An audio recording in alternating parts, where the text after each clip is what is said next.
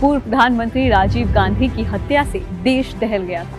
सैकड़ों लोगों की आंखें नम हुई थी। राजीव गांधी के हत्यारों को फांसी पर चढ़ाने की मांग जोरों पर थी। राजीव गांधी को चाहने वाले लोगों के मन में गुस्सा था, आक्रोश था। पर फिर समय बीता और सुप्रीम कोर्ट ने हाल ही में पूर्व प्रधानमंत्री की हत्या में शामिल 6 दोषियों को रिहा कर दिया। इस आदेश के साथ ही इस मामले के सभी 7 दोषी रिहा हो गए। ये सभी आरोपी करीब 31 साल से जेल में बंद थे। आज इस वीडियो में जानेंगे कि पूर्व प्रधानमंत्री की हत्या में शामिल आरोपी पहले फांसी फिर उम्र कैद अब रिहाई।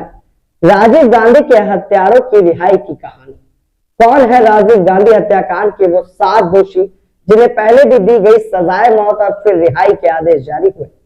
राजीव गांधी की हत्या में शामिल सभी दोषियों की रिहाई पर सुप्रीम कोर्ट का बड़ा फैसला आया है। 30 साल के आसपास दोषी जेल में बंद रहे। इन तमाम लोगों में हर रोज मौत का डर और दहशत में कई साल गुजारे। डर इस बात का कि ना जाने कब फांसी हो जाए। इसी बीच इन आरोपियों की फांसी की सजा उम्र कैद में बदल गई थी।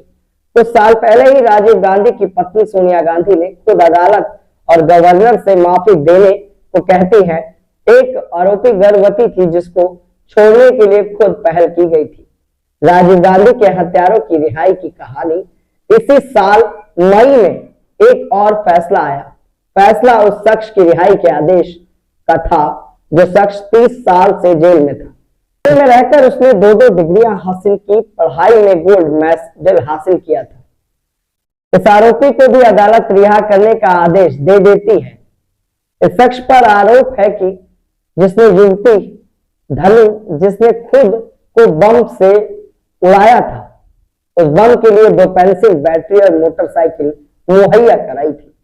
इस शख्स का नाम एजी पेरीविलन है। इसी साल 18 मई को एजी पेरीविलन को कोर्ट ने रिहा कर दिया था। यूं तो इस केस में कुल 7 लोगों को सजा हुई थी। एजी पेरीविलन के छूटने के बाद 6 लोग बचे थे। इन 6 को रिहा करने के आदेश सुप्रीम कोर्ट ने दिए। सुप्रीम कोर्ट ने कहा कि ये सभी 30 साल का लंबा समय जेल में गुजार चुके हैं। ये फैसला सुप्रीम कोर्ट के जस्टिस बी.आर. गवाई और जस्टिस वी.डी. नागरत्ना के बेंच ने सुनाया। दरअसल 21 मई 1991 को तमिलनाडु से श्री परबंदूर में सुसाइड बॉम्बर धमका करती है। इस धमाके में 18 लोग मारे जाते हैं। हमले में राजीव गांधी की भी मौत होती है। धमाका इतना बड़ा था कि राजीव गांधी के शव की शिनाख्त जूतों और घड़ी से हुई। जांच के दौरान सबसे पहले एजी पेरीविलन को गिरफ्तार किया गया। इस मुकदमे में 288 गवाह थे, 26 आरोपी थे, 19 पहले ही रिहा हो चुके हैं। आखिर में 7 बचे थे। एजी पेरीविलन के बाद 6 आरोपी बचे थे। 7 लोगों को सजाए मौत सुनाई गई थी। केस में 1477 दस्तावेज दाखिल हुए, 10,000 पन्नों के और 1180 नमूने पेश किए गए, जिसके बाद 7 को फांसी हुई थी। इस 7 लोगों में पेरीविलन, मुरुगन, नालिनी श्रीहरन, संस्थान जैक कुमारन, प्रयास और बी रामचंद्रन शामिल थे। इसी साल मई में एजी पेरीविलन को रिहा करते हुए कहा गया कि यह साजिश से अनभिज्ञ था। सीबीआई ने भी यह बात मानी कि पेरीविलन ने बैटरी और बाइक अनजाने में किसी दोस्त को दी थी।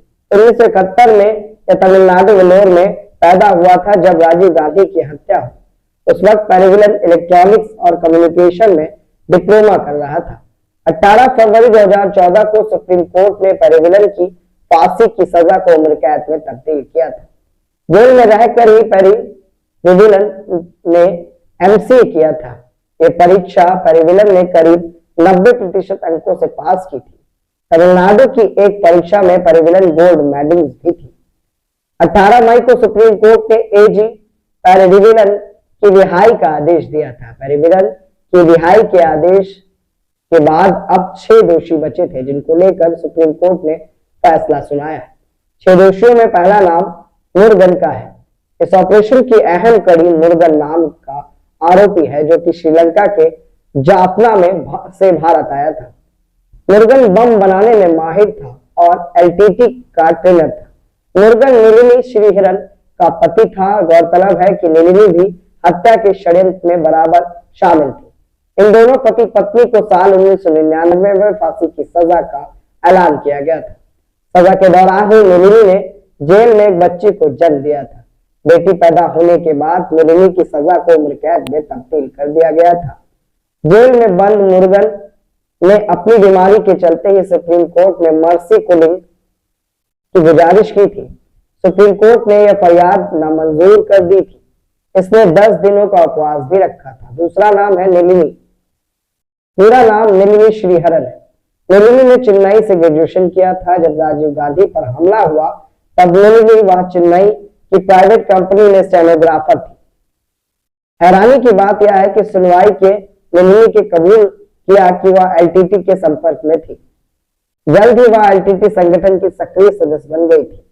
उसका भाई पीएस भाग्यनाथ भी एलटीटी से जुड़ा हुआ था। नलिनी भी भाई की वजह से एलटीटी से जुड़ गई। नलिनी की शादी मुरुगन से हुई थी।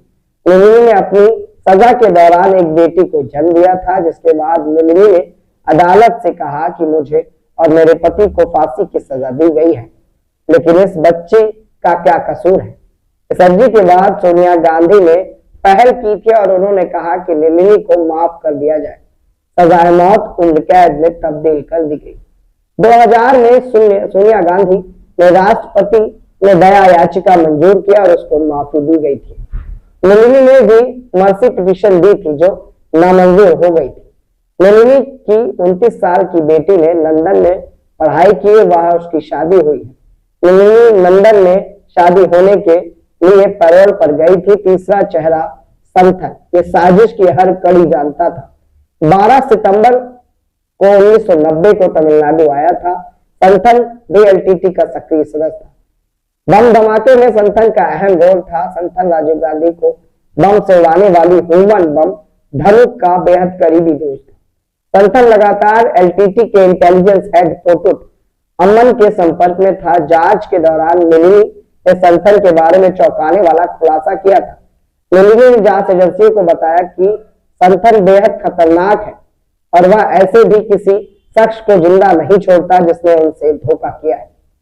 इसी ने धनु का ब्रेन वॉश किया। संथन को भी पहले फांसी और फिर उम्र कैद की सजा मिली थी। अब उसको रिहा करने के आदेश हुए हैं। चौथा शख्स है पी रविचंद्रन, भी एलटीटी के सीधे तौर पर जुड़ा हुआ और संगठन का एक सक्रिय सदस्य था। पी रविचंद्रन ने एलटीटी श्रीलंका कैंप में हथियारों की ट्रेनिंग भी ली थी।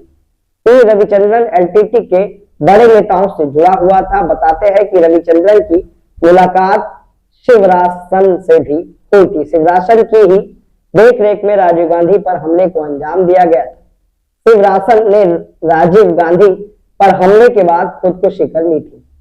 रविचंद्रन को पहले फांसी और फिर उम्र कैद की सजा। शिवरासन ने राजीव गांधी के हमले के बाद खुदकुशी कर ली थी।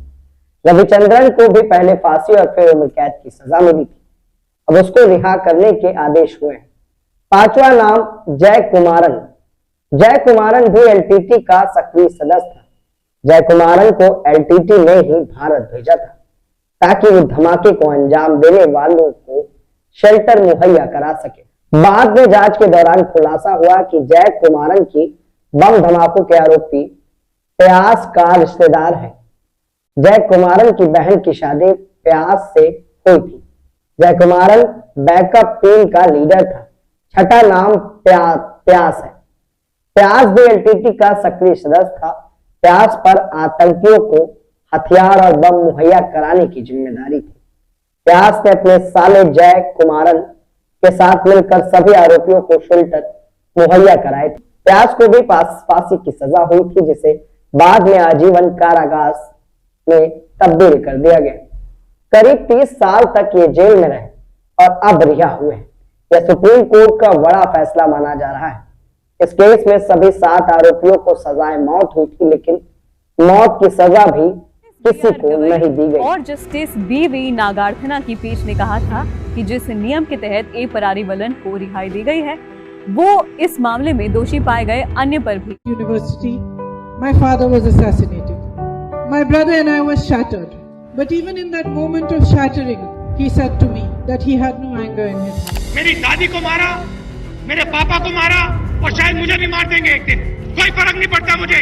देश के सबसे नौजवान प्रधानमंत्री राजीव गांधी जी के हत्यारे दुर्दांत उग्रवादियों को आज अदालत से रिहाई का निर्णय लिया। आज देश के संविधान की बुनियादी असूल जो हैं वो कहीं ना कहीं धरे के धरे रह गए। I am a convict. I have to accept right. 21 मई 1991 पूर्व प्रधानमंत्री राजीव गांधी की हत्या से देश दहल गया था। सैकड़ों लोगों की आंखें नम हुई थी। राजीव गांधी के हत्यारों को फांसी पर चढ़ाने की मांग जोरों पर थी। राजीव गांधी को चाहने वाले लोगों के मन में गुस्सा था, आक्रोश था, पर फिर समय बीता और सुप्रीम कोर्ट ने हाल ही में पूर्व प्रधानमंत्री की हत्या में शामिल 6 दोषियों को रिहा कर दिया। इस आदेश के साथ ही इस मामले के सभी 7 दोषी रिहा हो गए। ये सभी आरोपी करीब 31 साल से जेल में बंद।